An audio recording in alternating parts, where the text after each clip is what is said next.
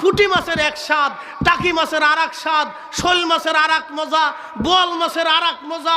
এক এক মাছের এক একটা মজা দিয়ে আল্লাহ আপনার কলিজাকে ঠান্ডা করছে। তিনি সেই আল্লাহ, তিনি সেই কালামের ভিতরে বলেছেন, বান্দা মেহশরের মাঠে আমি আল্লাহর দপ্তরে তোমার জীবনের সমস্ত হিসাব কষেই তোমাকে দিতে হবে।